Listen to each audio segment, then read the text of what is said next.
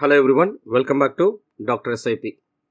இன்றைக்கி பார்க்க போகிற கான்செப்ட் வந்து ஒருத்தர் மாதம் 10,000 ரூபா எஸ்ஐபி பண்ணுறாருன்னா 2 கோடிக்கான கார்பஸ் சேர்க்கலாம். ஆனால் அதில் ஒரு சில நம்ம மிஸ்டேக்ஸ் பண்ணாமல் இருக்கணும். அது என்னென்ன மிஸ்டேக்ஸு, அதை நம்ம எப்படி அவாய்ட் பண்ணலான்றது தான் இன்றைக்கான கான்செப்ட். அதில் ஒரு கிளாரிட்டி நம்ம கொடுக்க போகிறோம்.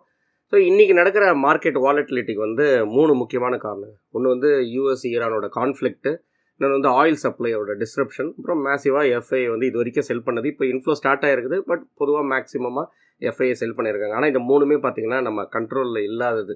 ஆனால் நம்ம கண்ட்ரோலில் இருக்கிறது என்னென்னு பார்த்தீங்கன்னா, இந்த சார்ட்டை பார்த்தீங்கன்னா தெரியும். மாதமானால் நம்ம எஸ்ஐபி பண்ணுறது.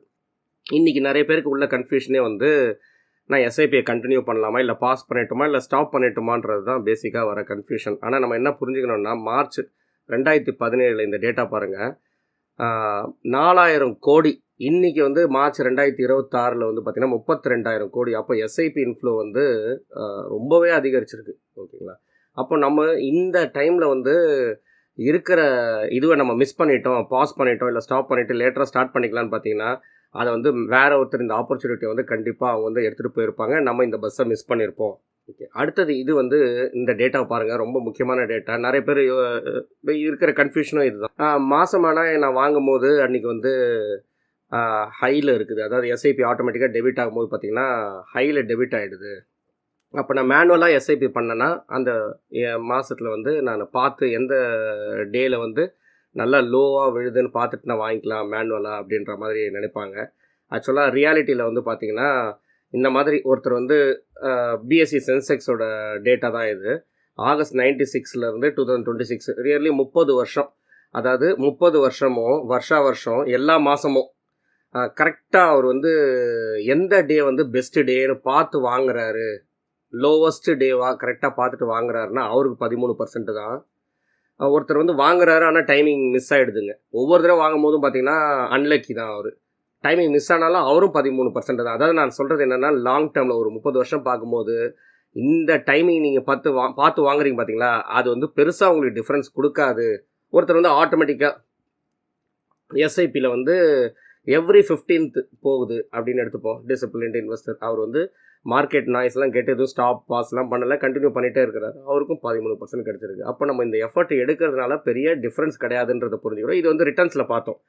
இப்போ ஒரு நம்பர்ஸில், அதாவது வேல்யூ எவ்வளோ வேல்யூவில் இருக்குது இன்றைக்கான மணி, அந்த பணத்தோட வேல்யூவில் பார்த்து புரிஞ்சுக்கலாம்.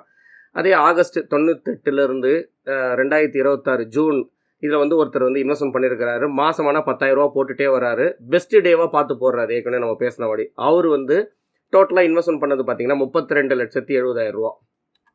இன்றைக்கான வேல்யூ பார்த்திங்கன்னா 2,18,00,000 ரூபா. ஓகேங்களா? அதே மாதிரி இன்னொருத்தர் அவர் போட்ட எஸ்ஐபி எல்லாமே ஒஸ்ட்டு டேவாக போயிடுச்சு. அவரும் பார்த்திங்கன்னா 2 கோடி ரூபா சேர்த்துருப்பார். ஆனால் 2,05,00,000 ரூபா. அப்போ பெஸ்ட்டுக்கும் ஒஸ்ட்டுக்கும் டிஃப்ரென்ஸ் பார்த்திங்கன்னா ஒரு 13 லட்சம் வருது. ஒருத்தர் எதையுமே டைம் பண்ணாமல் முன்னாடி 15ஆம் தேதி பார்த்தோம் இல்லைங்களா, இந்த டைம் நம்ம என்ன எக்ஸாம்பிள் எடுத்துருக்கோம்னா, அவர் இன்வெஸ்ட்மெண்ட் பண்ணுறதுலாம் லாஸ்ட் டே, ஒவ்வொரு மாதத்துக்கும் லாஸ்ட் டே ஆட்டோமேட்டிக்காக எஸ்ஐபி போயிட்டே இருக்குது. அப்போ அவர் இன்வெஸ்ட்மெண்ட் பண்ண அமௌண்ட்டில் கரண்ட் வேல்யூ இன்றைக்கி பார்த்திங்கன்னா 2,13,00,000 ரூபா. அப்போ ப்ராக்டிக்கலாக என்ன புரிஞ்சுக்கணும்னு பார்த்திங்கன்னா, ரியலாக நம்மளால் அந்த மாதிரி ஒரு லாங் டேர்மில் ஒரு 10-15 வருஷம் மாதம் கரெக்டாக அந்த டேவை ஐடென்டிஃபை பண்ணிவிட்டு நம்மளால் டைம் பண்ணி நம்மளால் இன்வெஸ்ட்மெண்ட் பண்ண முடியுமா? சரி, ரியாலிட்டியில் இந்த ஜான் சி பாவல் அவர் என்ன சொல்கிறாரு பாருங்கள். அவரோட 50 வருஷம் கெரியரில் பிஸ்னஸ், இந்த இன்வெஸ்ட்மெண்ட் பிஸ்னஸில் ஒருத்தர் கூட அவர் சந்தித்ததில்லை. கரெக்டாக மார்க்கெட் டைம் பண்ணுறவங்கள, சக்ஸஸ்ஃபுல்லாக மார்க்கெட்டில் டைம் இன் டைம் அவுட் பண்ணுறவங்கள அதுவும் கன்சிஸ்டண்ட்டாக பண்ணுறவங்கள பார்த்ததில்லைன்றாரு. அப்போ நமக்கு ரியாலிட்டியில் அந்த கொடுக்குற ட்ரையெல்லாம் பார்த்திங்கன்னா யூஸ்லெஸ்ஸு. சரி, இப்போ நம்ம மாதத்தில் கடைசி நாள் இன்வெஸ்ட்மெண்ட் பண்ணுறவங்கள பார்த்தோம். மாதத்தில் 15ஆம் தேதி இன்வெஸ்ட்மெண்ட் பண்ணுறவங்க பார்த்தோம். ரியாலிட்டியில் இந்த 2 டேட் பெஸ்ட்டா அப்படின்னு கேட்டிங்கன்னா, ஆனால் ரியாலிட்டியில் இந்த டேட்டாவை பாருங்கள். இது 10 years average SIP XIRR on daily rolling basis.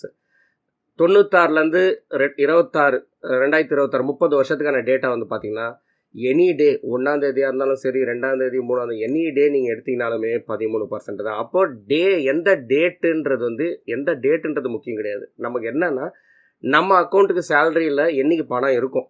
So அதை நீங்கள் எஸ்ஐபி டேட்டா ஃபிக்ஸ் பண்ணிக்கோங்க. அடுத்தது இன்னொரு கன்ஃபியூஷன். இப்போ லாஸ்ட் 2 வருஷம் ஃப்ளாட், அதாவது மார்க்கெட் 2024 செப்டம்பர் அக்டோபரில் பீக்கில் இருந்தது. அதுக்கப்புறம் உங்களுக்கு இன்றைக்கி டேட் வரைக்கும் அது வந்து ரிகவர் இல்லை. நிறைய பேருக்கு நெகட்டிவ் ரிட்டர்னாக இருக்குது. ஒரு சிலருக்கு வந்து ஜஸ்ட்டு ரிட்டர்ன்ஸ் எதுவுமே இல்லை, ஃப்ளாட்டாக இருக்குது. அப்போ இந்த ஃப்ளாட் மார்க்கெட்டில் எஸ்ஐபி பண்ணால் நல்லதா, பண்ணணுமா, இல்லை பாஸ் பண்ணிட்டோமா, ஸ்டாப் பண்ணிட்டோமா, இது ஒரு கன்ஃபியூஷன். ஸோ அதுக்கான ஆன்சர் என்னன்னு பார்த்தீங்கன்னா, இந்த ரியாலிட்டி டேட்டாவில் வந்து February 2000 November 2004 4 இயர்ஸுக்கான டேட்டா என்ன சொல்லுது? சென்செக்ஸ் பாருங்கள் 5900, 2004 5900 தான் ஃப்ளாட்டு. நிஃப்டியும் பாருங்கள் ஃப்ளாட்டு. அவனா ரிட்டர்ன்ஸு என்ன எஸ்ஐபி ஒருத்தர் கண்டினியூ பண்ணியிருந்தாருன்னா 10,000 அவர் பாட்டு எஸ்ஐபி இந்த ஃப்ளாட் மார்க்கெட்டில் கண்டினியூ பண்ணிட்டு இருந்தாருன்னா அவரோட ரிட்டர்ன்ஸ் பாருங்கள் எக்ஸ்ஐஆர் 17%. அப்போ இதுலேருந்து நம்ம என்ன புரிஞ்சுக்கிறோன்னா, மார்க்கெட் ஃப்ளாட்டாக இருந்தாலும் சரி, மார்க்கெட் வந்து வாலட்டைலாக இருக்குது, இந்த மாதிரி மார்க்கெட்டில் இருக்கிற டைமில் தான் வந்து பார்த்திங்கன்னா டீப் டிஸ்கவுண்ட் போயிட்டுருக்குதுன்றது அர்த்தம். அப்போ இந்த டிஸ்கவுண்ட், இந்த ஆப்பர்ச்சுனிட்டியை நம்ம மிஸ் பண்ணக்கூடாது. நார்மலாக ஆனால் ஆவரேஜாக சென்செக்ஸ் நிஃப்டி வந்து ஒரு லாங் பீரியட் ஆஃப் டைமில் பார்த்திங்கன்னா 12-13% கொடுக்கும். ஆனால் இந்த மாதிரி ஃப்ளாட் மார்க்கெட், வாலட்டைல் மார்க்கெட்டில் தான் இந்த எக்ஸ்ட்ரா ரிட்டர்ன்ஸ் நமக்கு கிடைக்கும். அப்போ இந்த ஆப்பர்ச்சுனிட்டியை நம்ம மிஸ் பண்ணக்கூடாது. இந்த டேட்டாவை நம்ம மைண்டில் வச்சுட்டு நம்ம டிசிப்ளினாக எஸ்ஐபியை கண்டினியூ பண்ணணும். சரி, இந்த ஒரு இன்ஸ்டன்ஸாக அடுத்தது நம்ம பார்ப்போம். 2008 2010 சென்செக்ஸ் பாருங்கள் 20,000 தான் ஃப்ளாட்டு, நிஃப்டியும் 6,000 தான். அப்போ 2008 2010 2 வருஷம் ஃப்ளாட்டு, சென்செக்ஸும் ஃப்ளாட்டு, நிஃப்டியும் ஃப்ளாட்டு. அப்போ நம்ம வந்து எஸ்ஐபியை கண்டினியூ பண்ணிகிட்டு இருக்கோம். 10,000 rupees கண்டினியூ பண்ணியிருந்தோம்னா ரிட்டர்ன்ஸை பாருங்கள் 27%. அப்போ எக்ஸ்ட்ராடினரி ரிட்டர்ன்ஸ். அப்போ என்ன நம்ம புரிஞ்சுக்கணும்னா டீப் டிஸ்கவுண்ட் சேல். அப்போ இப்போ நடக்கிற லாஸ்ட் 2 இயர்ஸாக ஃப்ளாட்டாக இருக்குது, மார்க்கெட் வாலட்டைலாக இருக்குதுன்னா இது வந்து டிஸ்கவுண்ட் சேல் போயிட்டுருக்குது. இது மற்றதெல்லாம் நம்ம எக்ஸ்டர்னல் நாய்ஸை பற்றி நம்ம ரொம்ப ஃபோக்கஸை போகாமல் டிசிப்ளினாக நம்ம எஸ்ஐபியை கண்டினியூ பண்ணணும். இந்த சார்ட் பாருங்கள், ரொம்ப முக்கியமான சார்ட்டு. இது என்னென்னா ஃபஸ்ட்டு 5 இயர்ஸ் நமக்கு வந்து 8% கம்மியாக கிடைக்குதுன்னா ஜென்ரலாக கன்ஃபியூஷன் வரும். 8%க்கு மேலே கிடைக்குதுன்னு வச்சுங்களேன், அப்போ வந்து ரீட்டைல் இன்வெஸ்டர் எப்படின்னா கண்டினியூ பண்ணிகிட்டே இருப்பாங்க. ஏன்னா நார்மலாக ரீட்டைல் இன்வெஸ்டரோட மைண்டில் வந்து பார்த்திங்கன்னா எப்பயுமே ரிட்டர்ன்ஸ்னால் உடனே ஒரு ஃபிக்ஸட் டெபாசிட் கூட கம்பேர் பண்ணிப்பாங்க. அப்போது 8%க்கு மேலே கிடைக்குதுன்னா நல்ல அசெட்டு, நல்லா இருக்குது, ரிட்டர்ன்ஸ் இருக்குதுன்னு பார்ப்பாங்க. ஆனால் 8%க்கு மேலே நீங்கள் ஒரு ஃபஸ்ட்டு 5 இயர்ஸில் கிடைச்சதுன்னா 10 வருஷத்துக்கான எஸ்ஐபி ஆவரேஜ் ரிட்டர்ன் வந்து பார்த்திங்கன்னா 14% தான். ஆனால் 14% கிடைச்சதுனால நீங்கள் கம்பேர் டு எஃப்டி, திரும்ப எஃப்டி கூட தான் கம்பேர் பண்ணுவாங்க. எஃப்டியில் போட்டிருந்தா ஒரு 6-7% தான் கிடைச்சிருக்கும், இங்கே டபுளாக கிடைக்குதுன்னு அந்த ஒரு சந்தோஷம். ஆனால் நம்ம என்ன புரிஞ்சுக்கணும் இங்கன்னா, ஃபஸ்ட்டு 5 இயர்ஸ் உங்களுக்கு 8%ஓட கம்மியாக கிடைக்குதுன்னா நம்ம ரொம்ப ரொம்ப ரொம்ப லக்கி. ஏன்னா 10 வருஷம் ரிட்டர்ன் பார்க்கும்போது அது 18%. அப்போது இந்த மாதிரி பீரியடில் தான் நம்ம எஸ்ஐபியை வந்து 10 வருஷம் மைண்ட் செட்டு ஃபோக்கஸ் வச்சு நீங்கள் கண்டினியூ பண்ணிங்கன்னா உங்களுக்கு அந்த எக்ஸ்ட்ரா ரிட்டர்ன்ஸ் ஒரு 4-5% எக்ஸ்ட்ரா ரிட்டர்ன்ஸ் கிடைக்கிறது தான். ஸோ இதுதான் நான் வந்து நம்ம டிஸ்கவுண்ட் சேல்னு நம்ம முன்னாடி எக்ஸ்ப்ளனேஷனில் சொல்லிட்டு இருந்தோம். அடுத்தது இந்த மாதிரி டவுட்டெல்லாம் கன்ஃபியூஷன்லாம் ஏன் பொதுவாக வருது அப்படின்னு பார்த்தீங்கன்னா, நிறைய பேர் பண்ணுற இன்வெஸ்டர்ஸ் பண்ணுற மிஸ்டேக்கே வந்து பார்த்திங்கன்னா, அந்த மியூச்சுவல் ஃபண்டை வந்து எந்த ஒரு கோல் கூடவும் டேக் பண்ண மாட்டாங்க. என்ன நான் உங்களுக்கு இங்கே சொல்ல வரேன்னா, நார்மலாக வந்து எல்லாருமே இன்வெஸ்ட்மெண்ட் பண்ணுவாங்க. அதாவது ஒரு ஃப்ளெக்ஸி கேப் வச்சுருப்பாங்க, ஸ்மால் கேப் வச்சுருப்பாங்க, எதெல்லாம் ரிட்டர்ன்ஸ் நல்லா கொடுத்துருக்குன்ற மாதிரி பார்த்துட்டு அவங்க போர்ட்ஃபோலியோவில் வச்சுருப்பாங்க, எது கூட டேக் பண்ணியிருக்க மாட்டாங்க. அதனால் என்ன நடக்குதுன்னு பார்த்தீங்கன்னா, இப்போ லாஸ்ட்டு ஒரு 2 இயர்ஸாக ஃப்ளாட் இல்லைங்களா, அப்போ பொதுவாக வந்து அவங்க போட்டிருந்தது வந்து நெகட்டிவில் பார்த்துருந்தாங்கன்னா இப்போ ஜஸ்ட் ரிகவர் ஆகி மேலே வந்து ஃப்ளாட்டாக வந்திருந்தாலும் சரி, இல்லை கொஞ்சம் பாசிட்டிவில் போனால் கூட அவங்க மைண்ட் செட் என்ன வரும்னா, ரிடம்ஷனை கொடு, மார்க்கெட் ஓரளவுக்கு ரிகவர் ஆகட்டும், அதுக்கப்புறம் என்ட்ரி கொடுத்துக்கலாம் அப்படின்வாங்க. அதுதான் நம்ம பண்ணுற பெரிய மிஸ்டேக்ஸ். ஓகே, அதை எப்படி அவாய்ட் பண்ணலாம் அப்படின்றது பார்த்தீங்கன்னா, இது எக்கனாமிக் டைம்ஸில் எடுத்த ஆர்டிக்கல் தான் இது. நம்ம வந்து ஒவ்வொரு கோல் கூடவும் டேக் பண்ணணும் நம்மளோட மியூச்சுவல் ஃபண்ட் இன்வெஸ்ட்மெண்ட்ஸை. அதை எப்படி டேக் பண்ணணும் அப்படின்றது பார்த்தீங்கன்னா, கோல் பேஸ்ட் இன்வெஸ்டிங் பண்ணணும். அதை வந்து ஒரு short term goal, medium term goal, long term கோலாக நம்ம வந்து பிரிச்சுக்கணும். அதை நெக்ஸ்ட் ஸ்லைடில் பாருங்கள், ரூல் ஆஃப் 733 அது என்ன ரூல் ஆஃப் 733 அப்படின்னு பார்த்தீங்கன்னா, 7 இயர்ஸ் ஸ்டே இன்வெஸ்டட். ஒரு ஈக்விட்டிக்குள்ளே வரோம் அப்படின்னா, ஒரு ஈக்விட்டி மியூச்சுவல் ஃபண்டாக இருந்தால் நம்மளோட ஹரைசன், இன்வெஸ்ட்மெண்ட் ஹரைசன் வந்து மைண்டில் ஃபிக்ஸ் பண்ணிங்க. 7 வருஷம் டிசிப்ளினாக இருக்கணும். இந்த தம் ரூலை ஃபாலோ பண்ணோம்னாவே ரிட்டர்ன்ஸ் ஆட்டோமேட்டிக்காக வருங்க. அடுத்தது 3 வந்து பார்த்தீங்கன்னா 3 அசெட் கிளாஸ். அதாவது நம்ம இன்வெஸ்ட்மெண்ட் வந்து டைவர்சிஃபைடாக, அசெட் அலோகேஷன் ரொம்ப இம்பார்ட்டண்ட்டு. அப்போ ஈக்விட்டியும் இருக்கணும், டெட்டும் இருக்கணும், கோல்டு சில்வரும் இருக்கணும். அடுத்த 3 வந்து goals. Short term goal, medium term goal, long term goal. அதாவது நம்மளோட ரிட்டையர்மெண்ட்டுக்கும் நம்ம பிளான் பண்ணணும். ஏன்னா நம்மளோட ரிட்டையர்மெண்ட் டைமுக்கு தான் யாருமே லோன் கொடுக்க மாட்டாங்க. அப்போது அதுக்கு பென்ஷன் வர்றது தான் SWP, systematic withdrawal plan. So அது வந்து லாங் டேர்ம் கோல், அதையும் நீங்கள் பிளான் பண்ணுங்கள். மீடியம் டேர்ம் கோல்னால் இப்போ வந்து கார் வாங்குறது, பைக் வாங்குறது, இல்லை வந்து ஹோம் லோன் எடுக்கிறது, இல்லை நம்ம வந்து வீடு கட்டுறது, வீடு வாங்குகிற பிளான், இது எல்லாம் உங்களுக்கு எதெல்லாம் மீடியம் டேர்ம், ஒரு 3-7 வருஷத்துக்குள்ளே வரதெல்லாம் மீடியம் டேர்மாக பிரிச்சுக்குங்க.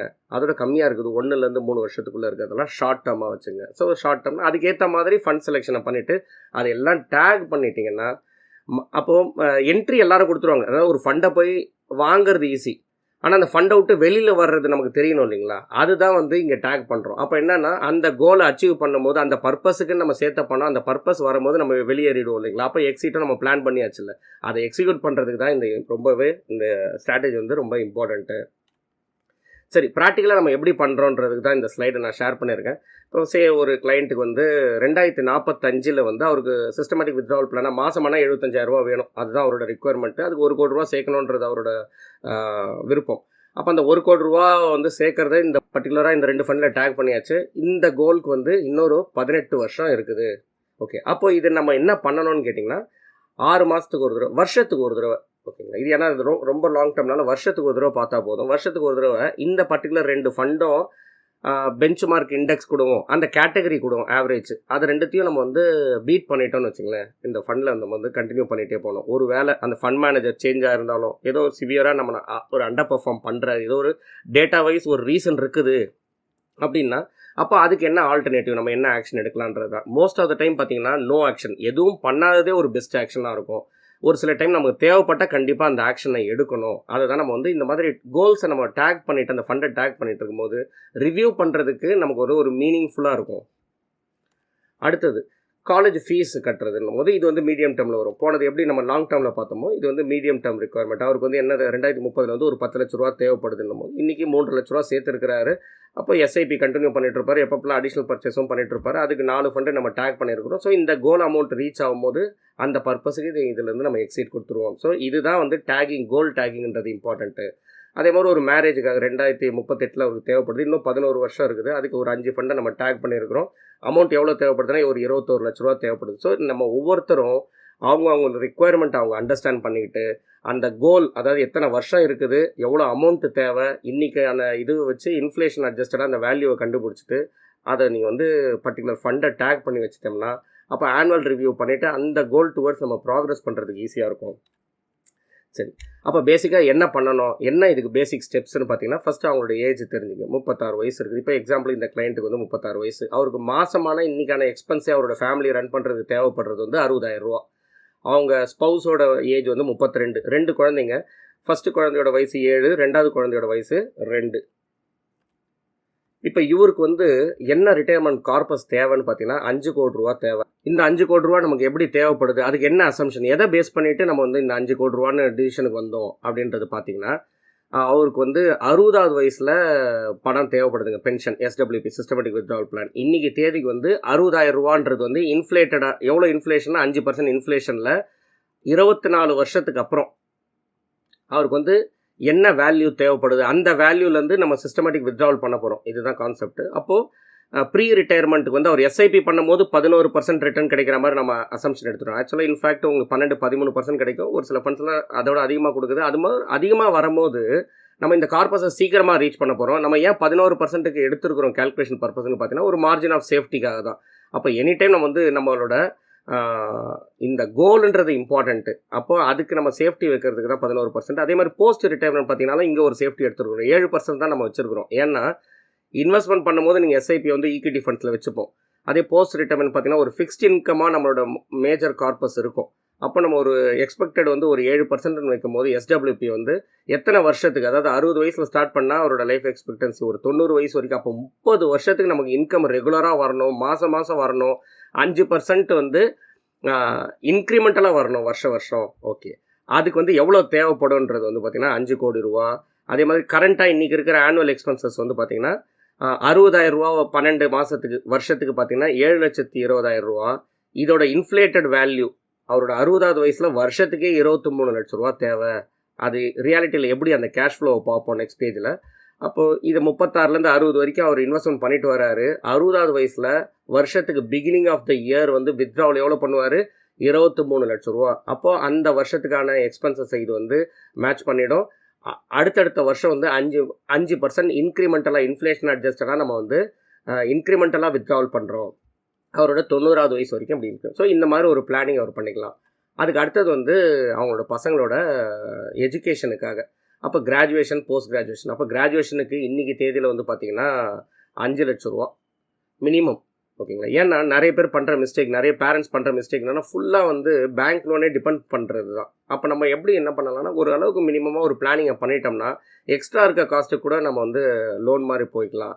ஓகே, இப்போ இவங்க 2 பசங்களுக்கு நம்ம எப்படி எடுக்கிறோம்னா காஸ்ட் ஆஃப் எஜுகேஷன் இன்றைக்கி தேதியிலே ஒரு 5 lakhs ஒரு கிராஜுவேஷனுக்கு எடுக்கிறோம்னா எஜுகேஷன் இன்ஃப்ளேஷன் நீங்கள் வந்து ஒரு 10% வச்சுக்கணும். ஏன்னா முன்னாடி நம்ம பேசுனது 5%னா, ஆனால் மெடிக்கலுக்கும் எஜுகேஷனுக்கும் பார்த்தீங்கன்னா 10% இன்ஃப்ளேஷன்.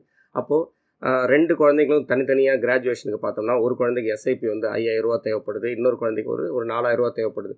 அப்போ அவங்களோட இப்போ 2 பசங்களுக்கு போஸ்ட் கிராஜுவேஷன் பார்த்தீங்கன்னா போஸ்ட் கிராஜுவேஷனோட அமௌண்ட் இன்றைக்கி தேதியில் மினிமம் வந்து ஒரு 10 லட்ச ரூபா. அதுக்கு 10% எஜுகேஷன் இன்ஃப்ளேஷன் போட்டாச்சு.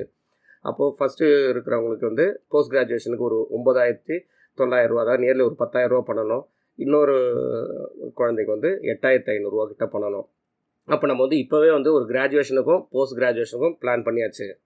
மேரேஜுக்காக பிளான் பண்ணுறது, இது மேரேஜுக்காகவும் இருக்கலாம், வேறு என்னென்ன பர்பஸோ அதுதான் நம்ம வந்து அந்த இன்வெஸ்டர் தான் அந்த டெசிஷன் எடுக்கணும் என்னென்னலாம் பர்பஸுக்கு தேவை. ஸோ இந்த இன்வெஸ்டருக்கு வந்து ஒரு மேரேஜுக்காக சேர்க்கணுன்ட்டு அப்போது இன்றைக்கி தேதியில் ஒரு 10 லட்ச ரூபாய்க்கு மேரேஜ் பண்ணுறாங்க அப்படின்னா இன்ஃப்ளேஷன் வந்து ஒரு 5% வச்சுட்டு அவங்களுக்கு வந்து அந்த மேரேஜ் டைமில் எவ்வளோ எக்ஸ்பெக்டட் காஸ்ட்டு அப்படின்ட்டு 2 பசங்களுக்கும் மேரேஜுக்கான எஸ்ஐபி அமௌண்ட் பார்த்தீங்கன்னா ஒருத்தருக்கு 3000 ரூபா, இன்னொருத்தருக்கு 2000 ரூபா. அப்போ டோட்டலாக எஸ்ஐபி வந்து ஒரு 5000 ரூபா இதில் இந்த மேரேஜ் பர்பஸ்க்காக பண்ணணும். அவங்களுக்கு டோட்டல் எக்ஸ்பெக்டட் காஸ்ட் பார்த்தீங்கன்னா 63 லட்ச ரூபா. ஓகே, அந்த டைமில் இந்த மேரேஜ் பர்பஸ்க்காகவும் யூஸ் பண்ணிக்கலாம், இல்லை வேறு ஏதாவது ரிக்குவயர்மெண்ட் முக்கியமான ரிக்குவயர்மெண்ட் அந்த டைமில் இருந்ததுனாலும் இந்த காஸ்ட் வந்து இந்த ஒரு கார்பஸ் வந்து யூஸ் ஆக போகுது. அதுக்கு அடுத்தது இது டோட்டல், அதாவது அவங்களோட எல்லா கோல்ஸுமே ஐடென்டிஃபை பண்ணியாச்சு. அதுக்கான டோட்டல் எஸ்ஐபி அமௌண்ட் வந்து ஐடென்டிஃபை பண்ணியாச்சு. நியர்லி 75,000 பண்ணணும். அப்போ 75,000 பண்ணும்போது இன்றைக்கி ரியாலிட்டியில் அவரோட சேலரி எவ்வளோ, இதில் எவ்வளோ பாசிபிள் இருக்குது, அதுக்கு வந்து வருஷம் சேலரி இன்க்ரிமெண்ட் ஆகும்போது ஸ்டெப் அப் பண்ணலாமா, டாப் அப் பண்ணலாமான்றத டிசிஷன் எடுத்துக்கலாம். நமக்கு தேவையானது வந்து பார்த்திங்கன்னா இந்த மைல் ஸ்டோன், இந்த டைம் டு கோல். அதாவது இந்த ரிட்டையர்மெண்ட்டுக்காக ஒரு 5 கோடி ரூபா சேர்க்கணும், அதுக்கு 24 வருஷம் டைம் இருக்குது. ஃபஸ்ட்டு சைல்டோட கிராஜுவேஷனுக்கு வந்து 11 வருஷம் டைம் இருக்குது. ரெண்டாவது வந்து ஃபஸ்ட்டு சைல்டோட போஸ்ட் கிராஜுவேஷனுக்கு 14 வருஷம் இருக்குது.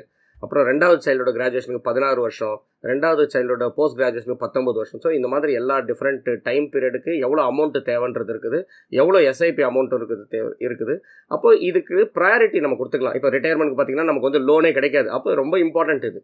அப்போ இதுக்கும் ஈக்குவல் இம்பார்ட்டன்ஸ் கொடுக்கணும். அதே மாதிரி குழந்தைங்களோட படிப்புக்கும் நம்ம இம்பார்ட்டன்ஸ் கொடுக்கணும். அதுக்கு போக மீதி இருக்கிறது நம்ம அந்த மேரேஜுக்கோ இல்லை வேறு ஏதாவது பர்பஸுக்கு, இல்லை நம்ம கார் வாங்குறது என்னன்றதுலாம் அதுக்கேற்ற மாதிரி ப்ரையாரிட்டைஸ் பண்ணிக்கணும். ஓகேங்களா. ஸோ இது மாதிரி தான் நம்ம வந்து ஒர்க் அவுட் பண்ணிவிட்டு அதுக்கான ஃபண்ட்ஸு இந்த டியூரேஷனுக்கு ஏற்ற மாதிரி ஃபண்ட்ஸை சூஸ் பண்ணிவிட்டு அந்த பர்டிகுலர் ஃபண்ட்ஸ் எல்லாம் இந்த பர்பஸுக்கு நம்ம வந்து இந்த கோல்ஸுக்கு நம்ம டேக் பண்ணிட்டோம்னா இதுதான் கோல் பேஸ்டு இன்வெஸ்டிங். அதுக்கப்புறம் கண்டிஜென்சி பிளானிங்கிறது ரொம்ப இம்பார்ட்டன்ட் இருக்குது. நிறைய பேர் மிஸ் பண்ணுறதும் இதுதான். அதாவது லைஃப் இன்சூரன்ஸ் எடுப்பாங்க, ஒரு சிலர் எடுக்காமல் இருக்கலாம்.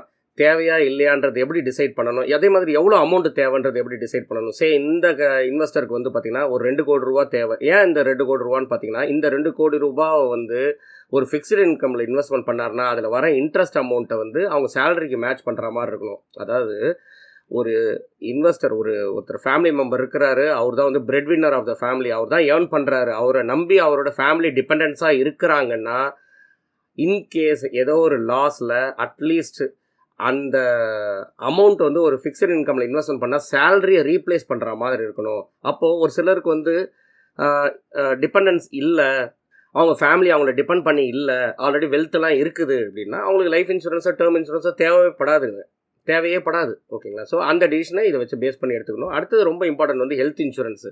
நிறைய பேர் பண்ணுறது எப்படின்னா ஹெல்த் இன்சூரன்ஸ் இல்லாமல் இருக்கும், இல்லை அண்டர் கவரேஜாக இருக்கும். அதாவது 3-4 லட்ச ரூபாய்க்கு இன்சூரன்ஸ் வச்சுருப்பாங்க. ஆனால் ரியாலிட்டியில் வந்து பார்த்திங்கன்னா ஹெல்த் இன்சூரன்ஸும் இன்ஃப்ளேஷன் வந்து பார்த்திங்கன்னா ஹெல்த் இதில் வந்து மெடிக்கல் இன்ஃப்ளேஷன் வந்து டபுள் டிஜிட்டுங்க.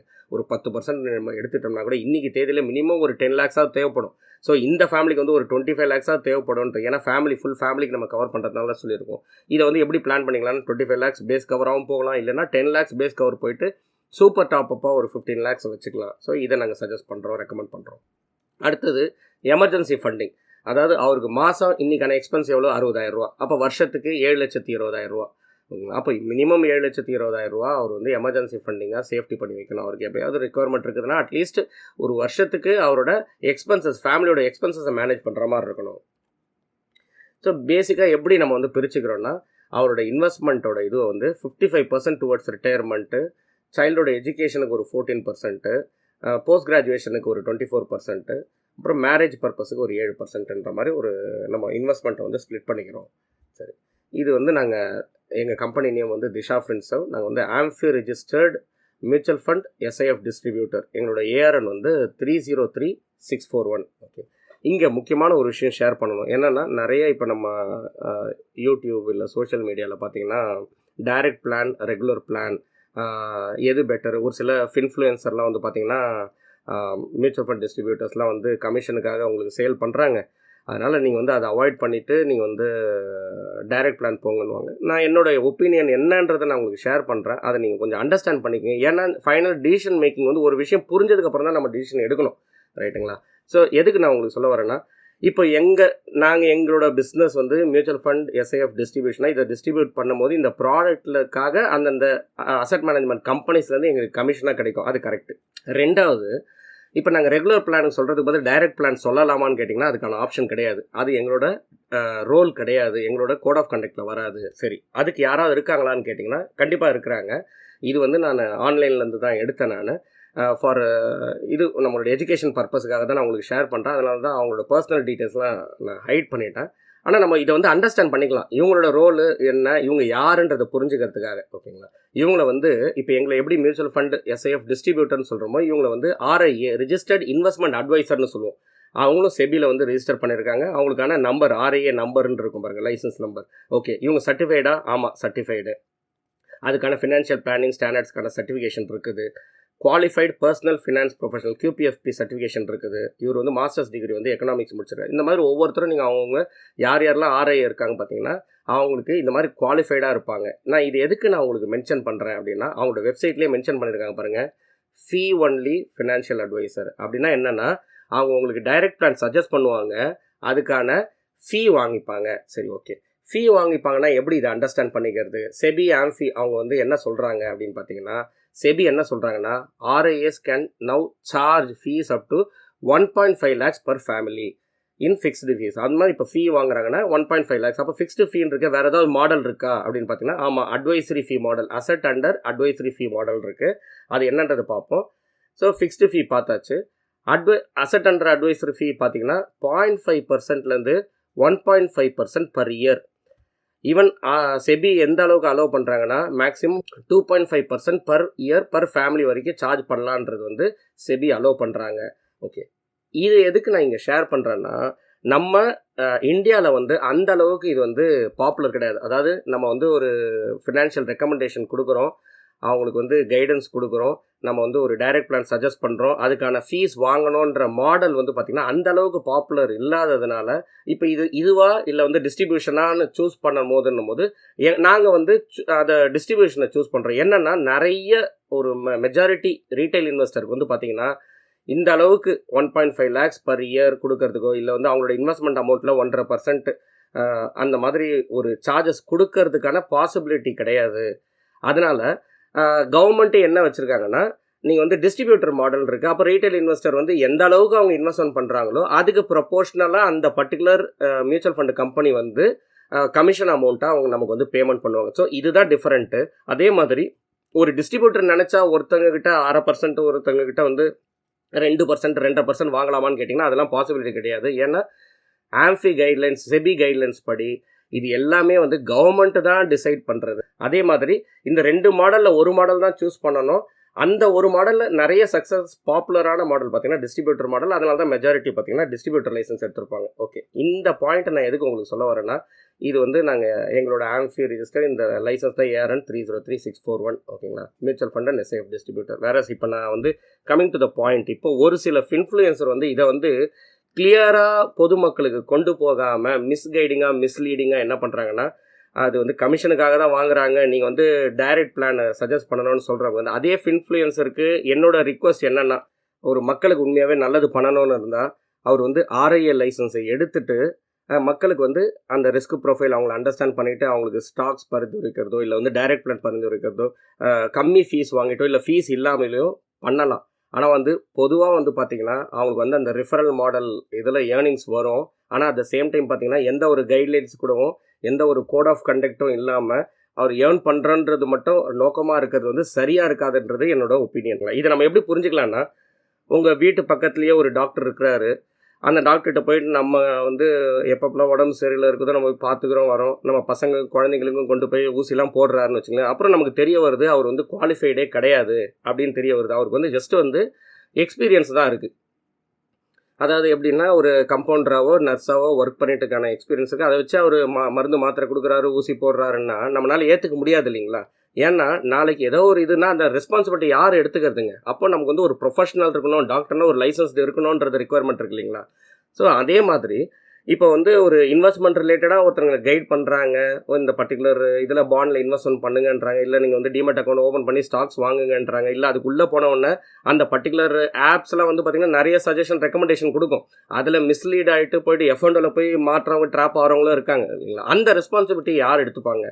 ஓகே, அடுத்தது வந்து இது வந்து எவ்வளோ பேருக்கு தெரியுன்றது தெரியாது. அதுக்காக தான் இந்த கஃபே மிச்சோலேருந்து இந்த ஆர்டிக்கலை நான் ஷேர் பண்ணேன். இதில் என்னென்னா ஸ்டேட் பேங்க் ஆஃப் இந்தியா ஓகேங்களா, இதில் தான் வந்து மியூச்சுவல் ஃபண்ட் டிஸ்ட்ரிபியூட்டர், எங்களை மாதிரி மியூச்சுவல் ஃபண்ட் டிஸ்ட்ரிபியூட்டர்லேயே கண்ட்ரிலேயே இருக்கிற டாப் 50 எடுத்தோம்னா நம்பர் 1 லார்ஜஸ்ட்டு பார்த்தீங்கன்னா எஸ்பிஐ பேங்க்குங்க. அதாவது என்ன புரிஞ்சுக்கிறோன்னா எஸ்பிஐ பேங்க்கில் வாங்குகிற மியூச்சுவல் ஃபண்டு டைரக்ட் பிளான் கிடையாது, ரெகுலர் பிளான் தான். இது நிறைய பேருக்கு தெரியும், நிறைய பேருக்கு தெரியாமையும் இருக்கலாம் ஓகேங்களா. அவங்க மேனேஜ் பண்ணுற அசட் அண்டர் மேனேஜ்மெண்ட் மட்டுமே பாருங்கள் 2.3 lakh crore ஓகேங்களா 2025. அதாவது 33% அதிகம். லாஸ்ட் இயர் ஒரு 2024 ஃபினான்ஷியல் இயரை கம்பேர் பண்ணும்போது 33% அதிகமாக இருக்குது. அப்போது இதில் வந்து எந்த அளவுக்கு அவங்களுக்கு வந்து சர்வீஸ் இருக்கும், அந்த இன்வெஸ்டருக்கு எந்த அளவுக்கு ஹேண்ட் ஹோல்டிங் இருக்கும். ரெண்டாவது மூணாவது வந்து எஸ்பிஐ பேங்க்கில் போனீங்கன்னா எஸ்பிஐ மியூச்சுவல் ஃபண்ட்ஸ் மட்டும் தான் சஜஸ்ட் பண்ணுவாங்க. ஆனால் இன் ரியாலிட்டி வந்து பார்த்தீங்கன்னா எஸ்பிஐ ஏஎம்சியில் எல்லா ஃபண்டும் நல்லா இருக்கான்னு கேட்டிங்கன்னா அது கொஸ்டின் மார்க் தான். கண்டிப்பாக ஒரு சில ஃபண்ட்ஸ் நல்லாயிருக்கும். அப்போது ஒரு எங்களை மாதிரி மியூச்சுவல் ஃபண்ட் டிஸ்ட்ரிபியூட்டர்னால என்ன அவங்களுக்கு அட்வான்டேஜ் கிடைக்குதுன்றது கேட்டிங்கன்னா எஸ்பிஐயில் இருக்கிற நல்ல ஃபண்ட் எதுவோ அதை நம்ம அவங்களுக்கு சஜஸ்ட் பண்ண போகிறோம். அதே மாதிரி ஒரு சில ஃபண்டு ஹெச்டிஎஃப்சியில் நல்லாயிருக்கும், ஒரு சில ஃபண்டு பராக் பாரிக்கில் நல்லாயிருக்கும், ஒரு சில ஃபண்டு ஆக்சிஸில் நல்லாயிருக்கும், ஒரு சில ஃபண்டு பந்தனில் நல்லாயிருக்கும், ஒரு சில ஃபண்டு எடல்வைஸில் நல்லாயிருக்கும். ஸோ அதே மாதிரி நம்ம வந்து அந்த பர்டிகுலர் இன்வெஸ்டரோட ரிஸ்க் ப்ரொஃபைல் அண்டர்ஸ்டாண்ட் பண்ணிக்கிட்டு அவங்களோட ரிக்குவயர்மெண்ட் அண்டர்ஸ்டாண்ட் பண்ணிக்கிட்டு அவங்களுக்கு இந்த ப்ராடக்ட் தேவையா, அதே மாதிரி வருஷத்துக்கு ஒரு தடவை ரிவ்யூ பண்ணிவிட்டு கரெக்டாக ஹேண்ட் ஹோல்டிங் பண்ணி கொண்டு போகிறது தான் வந்து எங்களோட ரோலு. அந்த ரோலுக்கான சார்ஜஸை கூட வந்து கவர்மெண்ட் தான் ஃபிக்ஸ் பண்ணுறாங்க. அதுதான் இந்த டிஸ்ட்ரிபியூஷன் மாடலில், அதுதான் ரெகுலர் பிளான். ஸோ இந்த ஒரு கிளாரிட்டி கொடுக்கணுன்றது தான் இன்றைக்கி நான் இது கொஞ்சம் எக்ஸ்பிளைன் பண்ணேன். அடுத்தது ரொம்ப இம்பார்ட்டன்ட் வந்து பார்த்திங்கன்னா cost of mistiming is very high. நான் இது எதுக்கு நான் உங்களுக்கு சொல்கிறேன்னா, ஒரு சில இன்ஃப்ளூயன்சர் வந்து எப்படி சொல்கிறாங்கன்னா, இது வந்து நிறைய மக்களுக்கு தெரியாமல் போயிடுது, கண்டிப்பாக நீங்கள் வந்து டிமேட் அக்கௌண்ட்டை ஓப்பன் பண்ணணும், அதுக்கப்புறம் வந்து ஏதாவது ஒரு ஸ்டாக்ஸு இல்லை வந்து பர்டிகுலர் ஸ்டாக் பேரை சொல்லாமல் ஒரு செக்டரில் வந்து நீங்கள் சூஸ் பண்ணிவிட்டு ஷட் அண்ட் ஃபர்கெட், அதாவது நீங்கள் போட்டுட்டு ஒரு 10, 15, 20, 25 வருஷம் மறந்துடுங்க அப்படின்றாங்க. அதை ரியாலிட்டிக்காக தான் இந்த டேட்டாவை எடுத்தது. இது ஃபண்ட்ஸ் இந்தியாவிலேருந்து எடுத்த டேட்டா தான் இது. அப்போது இதில் வந்து பாருங்கள், ரோலிங் பேசிஸில் 95லேருந்து ஜான் 1995லேருந்து ஜூன் 2026 வரைக்கும் லாங் டேர்ம் ஒரு டேட்டா என்ன சொல்லுதுன்னா, மேக்ஸிமமாக எந்த அளவுக்கு அண்டர் பர்ஃபார்மன்ஸ் ஆகிருக்கு வெஸ்ட் நிஃப்டி 500. அப்போ ஒரு ப்ராட் மார்க்கெட் நிஃப்டி 500 TR இந்த ஒரு இண்டெக்ஸ் கூட நிஃப்டி ஆட்டோ ஒவ்வொரு செக்டரும் தீமேட்டிக்கோட இண்டெக்ஸு, அதே மாதிரி நிஃப்டி ஐடி இண்டெக்ஸ், எஃப்எம்சிஜி, பேங்க்கு, metal, consumer durables, defence, infrastructure, commodities, energy, financial services, manufacturing, digital ஓகேங்களா. இது எல்லாத்துலேயுமே நீங்கள் பாருங்கள் 1 year, 3 year, 5 year under performance எந்த அளவுக்கு ஆயிருக்குன்னு பாருங்கள். ஒரு நிஃப்டி 500 இண்டெக்ஸ் கூட கம்பேர் பண்ணும்போது ஆட்டோ இண்டெக்ஸே வந்து பார்த்திங்கன்னா 1 yearல -64% அண்டர் பர்ஃபார்மன்ஸ் ஆயிருக்கு. 3 yearல பாருங்கள் -118%, 118% அண்டர் பர்ஃபார்மன்ஸ். 5 yearsல 106%. இது ஐடி வந்து பார்த்திங்கன்னா 91% -175%, -551, 551% அண்டர் பர்ஃபார்மன்ஸ் ஆகிருக்கு. ஒரு சில இன்ஃப்ளூயன்சர் என்ன சொல்கிறாங்க, டிமேட் அக்கௌண்ட் ஓப்பன் பண்ணுங்கள், உங்களுக்கு முடிஞ்ச ஒரு செக்டரில் ஒரு சில செக்டருங்களை மட்டும் சொல்லிவிட்டு ஒரு ஸ்டாக்ஸை வாங்கி போட்டுருங்க, ஒரு 10 ஸ்டாக்கை வாங்கி போட்டு மறந்துடுங்கன்றாங்கன்னா, அவங்க 20-25 வருஷத்துக்கு அப்புறம் ஓப்பன் பண்ணும்போது அவங்க வந்து ரிட்டையர்மெண்ட்டுக்கு பிளான் பண்ணியிருந்தாங்கன்னா அண்டர் பர்ஃபார்மன்ஸ் ஆகி அந்த பர்டிகுலர் ஸ்டாக் வந்து இல்லாமல் போயிருந்ததுன்னா அந்த ரிட்டையர்மெண்ட்டுக்கு அவங்களுக்கு தேவையான பணத்துக்கான ரெஸ்பான்சிபிலிட்டி யார் எடுத்துப்பாங்க? இது என்னோட ஒப்பீனியன். அடுத்தது பார்த்தீங்கன்னா எஸ்ஐபின்றது என்ன நம்ம புரிஞ்சுக்கணும்னு பார்த்தீங்கன்னா, இது வந்து ரொம்பவே போரிங் ஜாபுங்க. இப்போ வந்து இது எப்படி நம்ம புரிஞ்சுக்கலாம்னா, இப்போ பெயிண்ட் அடிக்கிறோன்னு வச்சுங்களேன், வீட்டில் பக்கத்துலேயே உட்காந்து அந்த பெயிண்ட் காயிற வரைக்கும் நம்ம பார்த்துட்டே இருப்போமா? கிடையாது இல்லைங்களா. அது தெரியும் ஒரு சில மணி நேரத்தில் வந்து அது காஞ்சிரோன்ட்டு, எப்படி அதுக்கான டைம் கொடுக்குறோம் இல்லைங்களா. அதே மாதிரி ஒரு செடி நம்ம வைக்கிறோம், அது நாளைக்கு மரமாயிட்டு அதுலேருந்து பழம் வர்றதுக்குன்றதுக்கு டைம் எடுக்கும்ன்றது நமக்கு எப்படி ஒரு அண்டர்ஸ்டாண்டிங் இருக்குதோ, அந்த மாதிரி ஒரு இயர்லியராக ஒரு 20 வயசோ 30ஓ 40ஓ எந்த வயசில் நம்ம வந்து ஸ்டார்ட் பண்ணுறோமோ, அந்த எஸ்ஐபியை வந்து டிசிப்ளினாக நம்ம வந்து நமக்கு தெரியும் நம்மளோட கோல் வந்து நம்மளோட 50வது வயசில் 60வது வயசில் எஸ்டபிள்யூபி எடுக்கணும், இல்லை குழந்தைங்களோட படிப்புக்காக எடுக்கணும், போஸ்ட் கிராஜுவேஷனுக்காக எடுக்கணும், கல்யாணத்துக்காக எடுக்கணும், எந்த ஒரு ரீசனுக்காக நம்ம ஒரு பர்பஸுக்குன்னு நம்ம லாக் பண்ணிவிட்டு டேக் பண்ணிட்டோம்னா அந்த இது வரைக்கும் டிசிப்ளினாக கண்டினியூ பண்ணணும். இதோட நம்ம இந்த வீடியோட எண்டுக்கு வந்தாச்சு. உங்களுக்கு ஏதாவது கமெண்ட்ஸ் இருந்துச்சுன்னா கமெண்ட் செக்ஷனில் போடுங்க. இந்த வீடியோ பிடிச்சிருந்தா கண்டிப்பாக ஒரு லைக் பண்ணுங்கள். இன்னொரு இன்ட்ரெஸ்டிங்கான வீடியோவில் திரும்ப வந்து உங்களை ரீச் பண்ணுறேன். தேங்க்யூ ஃபார் வாட்சிங். Happy investing. Mutual fund investments are subject to market risks. Read all scheme related documents carefully.